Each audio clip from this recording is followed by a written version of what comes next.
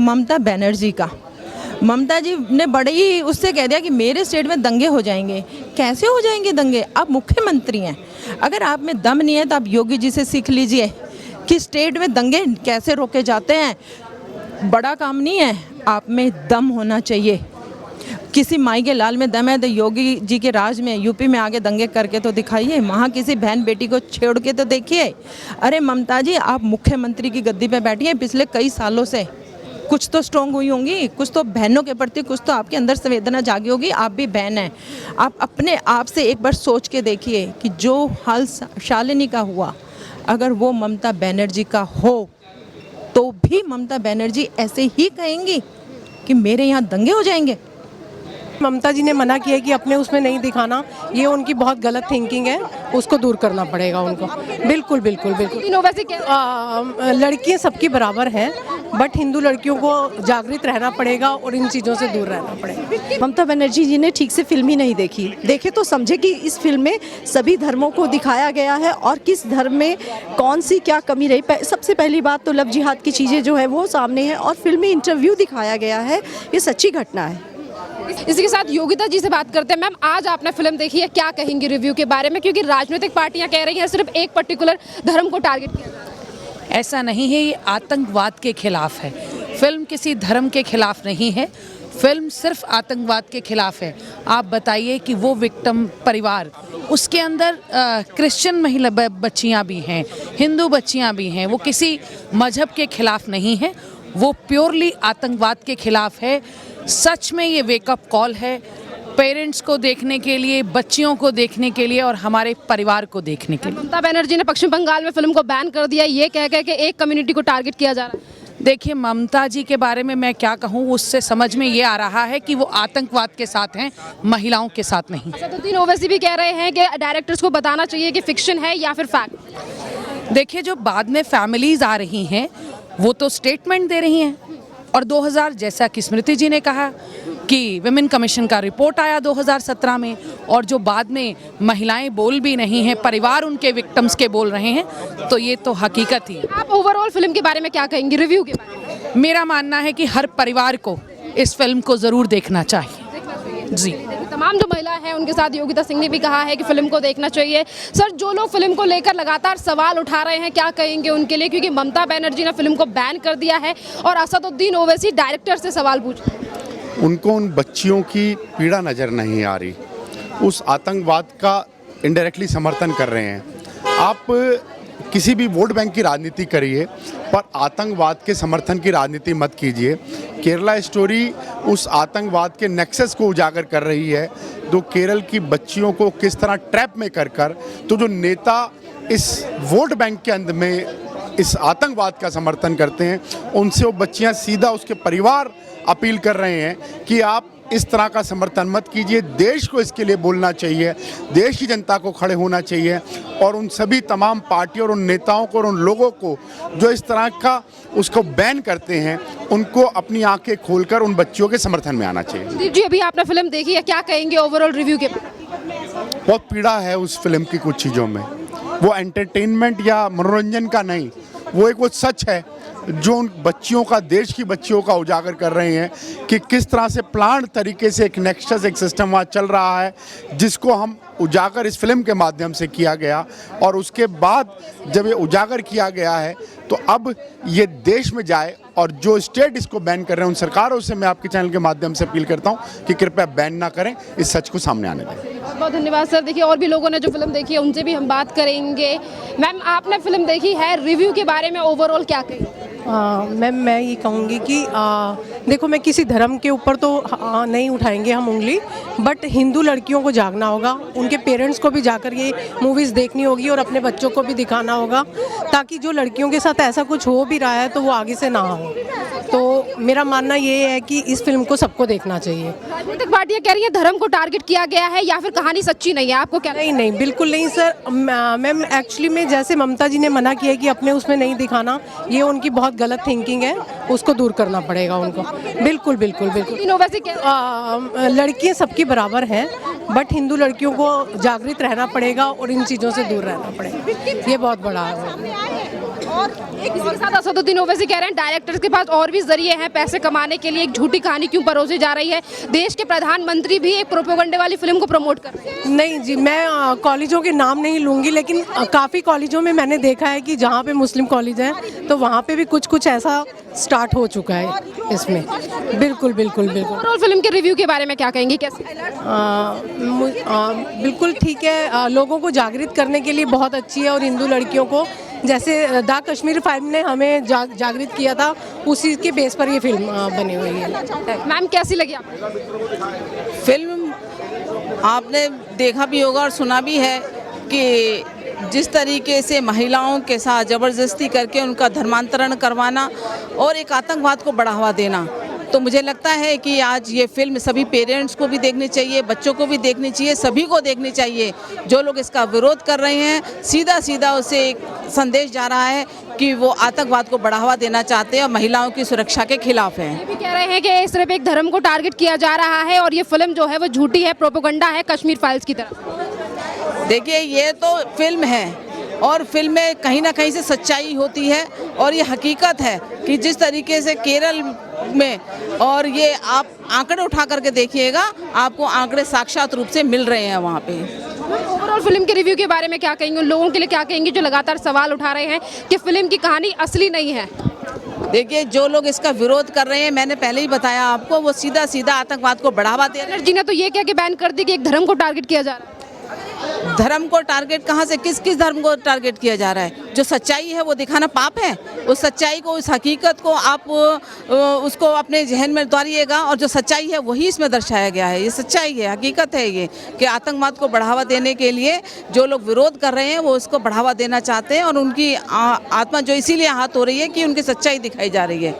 कुछ और महिलाओं से बात करती हैं, जैसा कि अभी स्मृति ईरानी जो है महिलाओं के साथ, तमामों के साथ फिल्म देखने आई थी और इसी के साथ तमाम और भी महिला जो है उनसे बात करती हैं। मैम आपने फिल्म देखी है? हाँ, चलिए कुछ और लोगों से बात करते हैं। मैम आपने फिल्म देखी, क्या कहेंगे? अध्यक्ष जी से पूछे ना। मैं पूछ अच्छा, फिल्म देख के मैं एकदम झकझोर गई हूँ। ऐसी फिल्में बार बार बनना चाहिए। मैं कुछ देर के लिए तो एकदम शौक हो गई थी कि एक महिला कितना बर्दाश्त कर सकती है और महिलाओं के साथ ये अत्याचार हुए हैं कि उनको जो है मानसिक रूप से तैयार किया गया, फिर उन्हें घर से निकाला गया, लव जिहाद भी है इसमें। तो ऐसी फिल्में बार बार बननी चाहिए। मैम राजनीतिक पार्टियों के लिए क्या कहेंगी जो एक सच्ची फिल्म को ये कह रहे हैं कि प्रोपेगेंडा है और देश के प्रधानमंत्री भी प्रोपेगेंडा प्रमोट कर रहे हैं? वो अपनी कमी छिपाने के लिए ऐसा कर रहे हैं। उनकी कमी उजागर हो रही है कि उन्होंने समय पे जो काम करना चाहिए था गवर्नमेंट को, वो नहीं किया। ममता बनर्जी कह रही हैं एक धर्म को टारगेट किया गया है इस फिल्म में। बिल्कुल नहीं, ममता बनर्जी जी ने ठीक से फिल्म ही नहीं देखी। देखे तो समझे कि इस फिल्म में सभी धर्मों को दिखाया गया है और किस धर्म में कौन सी क्या कमी रही। सबसे पहली बात तो लव जिहाद की चीज़ें जो है वो सामने है और फिल्म में इंटरव्यू दिखाया गया है, ये सच्ची घटना है। इसी के साथ मैम मध्य प्रदेश में फिल्म को टैक्स फ्री कर दिया गया है, पर और राज्यों की सरकारों की सब जगह टैक्स फ्री कर देना चाहिए। इस फिल्म को सारे राज्यों में टैक्स फ्री कर देना चाहिए। बहुत अच्छी फिल्म है और बच्चियों को, लड़कियों को जरूर ये फिल्म दिखानी चाहिए। महिलाओं से बात करते हैं इस पूरे मामले को लेकर। मैम नीतू मैम, मैं पूछ चुकी हूँ मैम से। आप मुझे बताइए मैम, फिल्म आपने देखी है, रिव्यू के बारे में क्या कहेंगी? क्योंकि राजनीतिक कुछ पार्टियाँ ये ज़रूर कह रही हैं कि फिल्म प्रोपेगेंडा है या फिर सच्चाई नहीं है। मुझे तो बहुत ही जागरूक पिक्चर लगी है और बिल्कुल प्रोपेगेंडा नहीं लगी है, रियलिटी है। आखिर में क्रेडिट्स में पेरेंट्स को दिखाया है जिनके बच्चों के साथ ऐसा हो चुका है 2017 में और जो ऑलरेडी जूझ रहे हैं इस लड़ाई से।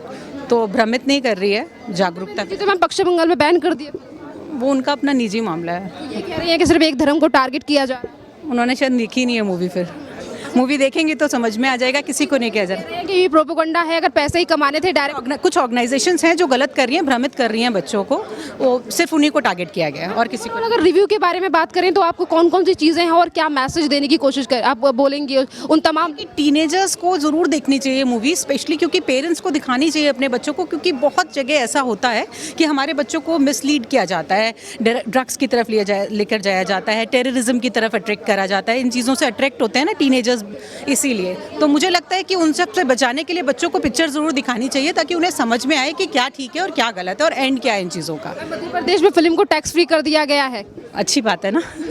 अच्छी बात है, बच्चों को दिखाना चाहिए, पेरेंट्स को दिखाना चाहिए ताकि जागरूकता बढ़े और हमारे बच्चे बचें इन चीज़ों से। हम कैसे सेव करेंगे? ISIS के ऊपर है, आतंकवाद के ऊपर है, तो फिर धर्म को क्यों देखा जा रहा है?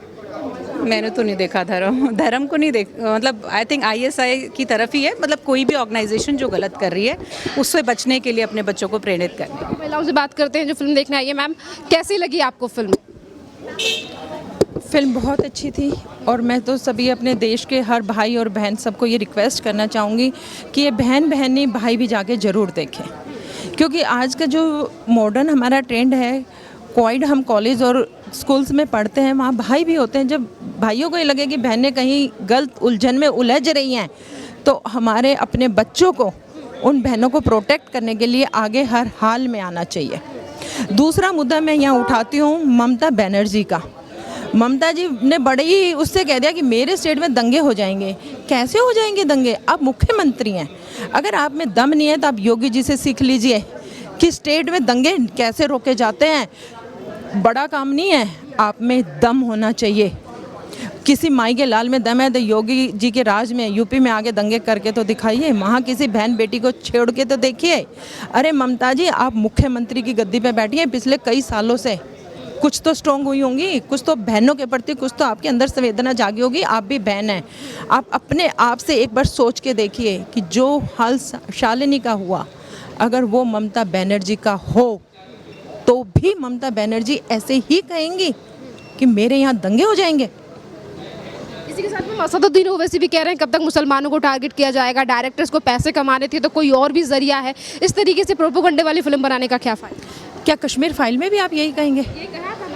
वो भी गलत था। हम हमेशा, आप हिंदू मुस्लिम ही क्यों करते हो?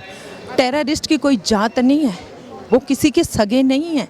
सरोजनी नगर में जब बम ब्लास्ट हुआ था तब क्या हुआ था? लाजपत नगर में जब बम ब्लास्ट हुआ था तब क्या था? संसद में जब हमला हुआ था तब क्या था?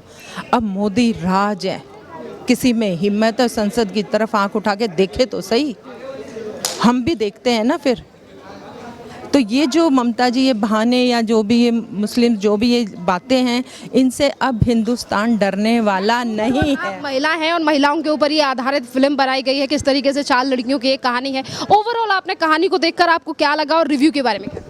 मैं रिव्यू इसका यही देना चाहूँगी कि हम जो भी बहनें हैं, हमें थोड़ा सा सावधान रहने की बहुत ज़्यादा ज़रूरत है। हम इमोशनली होते हैं, जल्दी से बातों में आ जाते हैं, बट मैं आज हिंदुस्तान की हर बेटी को कहूँगी अपने इमोशंस को अपने घर तक सीमित रखो। जब घर से बाहर निकलो तो एक झांसी की रानी बन के निकलो, ताकि कोई हमें बहका ना सके। इसके नेता शशि थरूर भी सवाल उठा रहे हैं। सचिन थरूर का क्या कैरेक्टर है? शशि थरूर का क्या कैरेक्टर है? वो खुद महिलाओं का अपमान करता है। लीला होटल की कहानी आप भी नहीं भूले होंगे, हम भी नहीं भूले, तो उनके बारे में कहना अपने आप को ही गलत साबित करना। मैं उनकी फिल्म को टैक्स फ्री कर दिया, क्या कहेंगे उन राज्य सरकारों से जो अभी तक इस फिल्म का विरोध कर रही हैं? मैं तो केजरीवाल जी को भी कहूँगी, भाई तू भी कर दे। अगर 45 करोड़ के घर से बाहर आ गया हो और वो आलिशान बंगले का नशा उतर गया हो तो आओ और दिल्ली की बहनों के बारे में सोचो कि दिल्ली की बहनें भी कुछ चाह रही हैं। पंजाब में आपने सरकार बना तो ली, लेकिन जिस दिन से आप पंजाब में सरकार बना के आए हो, कितना टेररिस्ट बढ़ गया वहाँ। टेररिज्म ने वहाँ पर दोबारा पैर जमाने शुरू कर दिए हैं। क्यों? एक सीएम की वजह से ना। आज से 1 साल पहले क्यों नहीं वहाँ पर मर्डर्स हो रहे थे? 1 साल में ही ऐसा क्या कर दिया केजरीवाल जी?